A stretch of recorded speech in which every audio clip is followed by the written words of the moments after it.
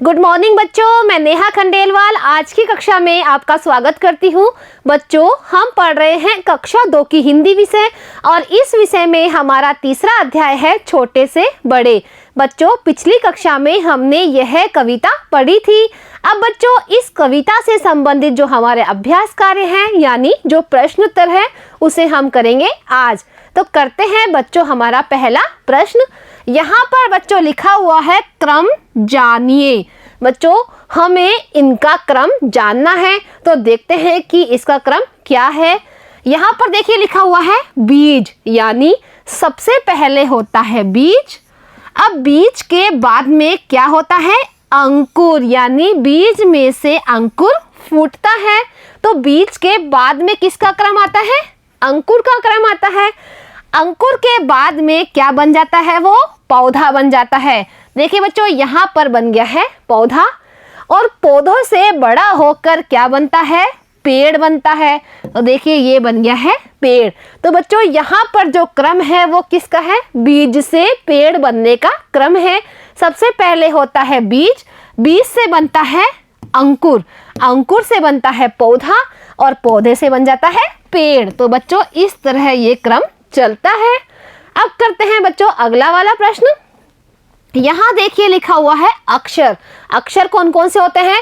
जैसे फ, ल, वैसे ही क, ख, ये सब क्या होते हैं? अक्षर होते हैं। तो बच्चों, अक्षर को मिलने से क्या बनता है? शब्द बन जाता है। जैसे यहाँ पर हमने दो अक्षर लिए हैं फ और ल। जब इन दोनों अक्षरों को हम मिला देते हैं यानी एक साथ लिख देते हैं तो क्या बन गया? ये फल। अब बच्चों, शब्द से बनता है वाक्य। और वाक्य कैसे बनेगा? जैसे यहाँ पर था शब्द फल।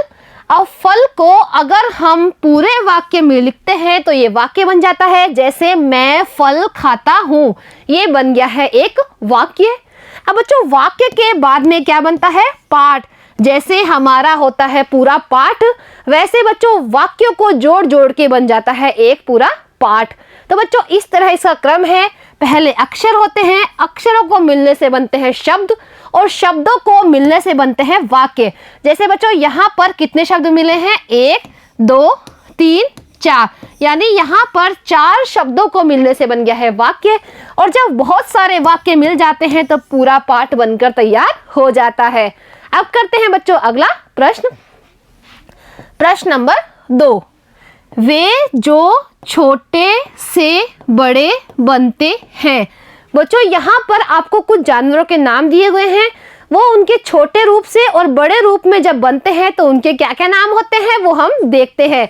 तो देखिए बच्चों, ये है मेमना। जब मेमना बड़ा होता है तो क्या बनता है?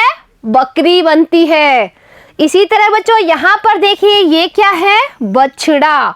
और बछड़ा जब बड़ा हो जाता है तो क्या बन जाता है? बैल बन जाता है।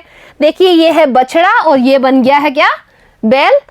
अब देखिए बच्चों, यहाँ पर है एक पिल्ला और पिल्ला जब बड़ा बनता है तो क्या हो जाता है? वो कुत्ता बन जाता है। इसी तरह बच्चों देखिए ये है चूजा और चूजा जब बड़ा बनता है तो क्या बन जाता है? मुर्गी बन जाता है। तो देखिए बच्चों, ये जानवर छोटे से बड़े हो गए हैं। अब आगे देखिए ये है बिलोटा। जब बिलोटा बड़ा बन जाता है तो क्या हो जाता है? बिल्ली हो जाता है। इसी तरह बच्चों ये है शावक और शावक जब बड़ा होता है तो क्या बन जाता है? शेर बन जाता है। तो बच्चों, ये इनके छोटे रूप है और ये इनके बड़े रूप है। तो बच्चों, इसी तरह सभी सजीव छोटे से बड़े बनते हैं। अब करते हैं बच्चों अगला प्रश्न। प्रश्न नंबर 3। निम्न प्रश्नों के उत्तर दीजिए। बच्चों, यहाँ पर कुछ प्रश्न हैं, उनके हमें उत्तर देने हैं। तो पहला है पौधा पेड़ कब कहलाया। बच्चों, जो पौधा होता है वो पेड़ कब कहलाता है? तो इसका उत्तर है पौधा बड़ा होकर पेड़ कहलाया। बच्चों, पौधा होता है छोटा और जब पौधा बड़ा हो जाता है तो क्या बन जाता है? वो एक पेड़ बन जाता है।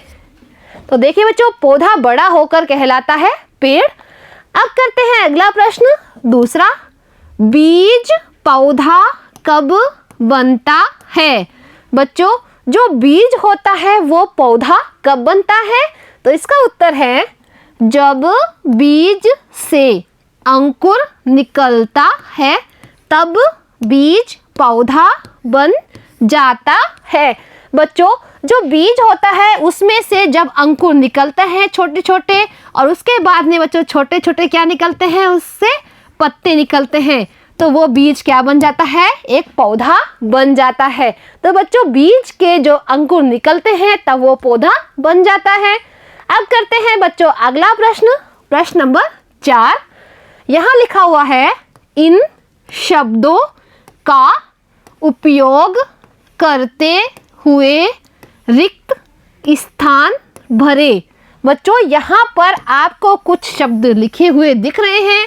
इन शब्दों का उपयोग करते हुए हमें इन रिक्त स्थानों को भरना है। यानी बच्चों, अगर आप वो कविता याद कर लोगे तो आप इन रिक्त स्थानों को आसानी से भर सकते हैं। तो बच्चों, आपने वो कविता याद तो की होगी। चलो अब मेरे साथ इन रिक्त स्थानों की पूर्ति करते हैं। क है, एक दिन बोली मुझसे, क्या आता है बच्चों आगे? नानी। तो हम यहाँ लिखेंगे नानी। एक दिन बोली मुझसे नानी। अब ख है, मैं कहती तुम सुनो, क्या आएगा बच्चों? कहानी। तो यहाँ पर हम लिखेंगे कहानी, क्योंकि नानी क्या सुना रही थी? नानी सुना रही थी कहानी। ग है, कुछ दिन बीते, क्या फूटे? कुछ दिन बीते अंकुर फूटे। तो यहाँ पर लिखेंगे हम अंकुर। अब आगे करते हैं बच्चों घ, कोमल पत्ते फूटे। तो क्या आएगा यहाँ पे? कोमल कोमल पत्ते फूटे। अब अने है, पौधे से बड़ कहाया। पौधे से बड़ क्या कहलाया? पौधे से बड़ पेड़ कहाया। तो यहाँ पर हम लिखेंगे पेड़। अब च है, दूर दूर तक फैली, क्या फैली? पेड़ की क्या फैलती है दूर दूर तक? तो यहाँ पर हम लिखेंगे छाया। दूर दूर तक फैली छाया। तो बच्चों, इस कविता को याद करके आप इन रिक्त स्थानों की पूर्ति आसानी से कर सकते हैं। अब करते हैं बच्चों अगला प्रश्न। 5वां प्रश्न है, सही वाक्य के आगे सही यानी इस तरह का, व गलत वाक्य के आगे गलत यानी इस तरह का निशान लगाइए। बच्चों, यहाँ पर कुछ वाक्य लिखे हुए हैं। जो वाक्य सही है उसके आगे हमें लगाना है सही का निशान, और जो वाक्य गलत है उनके आगे हमें लगाना है गलत का निशान। तो पढ़ते हैं बच्चों वाक्य।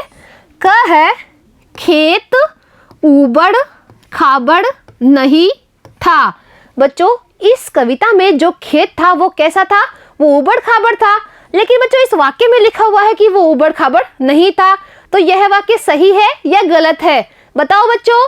बच्चों, ये वाक्य बिल्कुल गलत है, क्योंकि खेत कैसा था? ऊबड़ खाबड़ बहुत बड़ा था।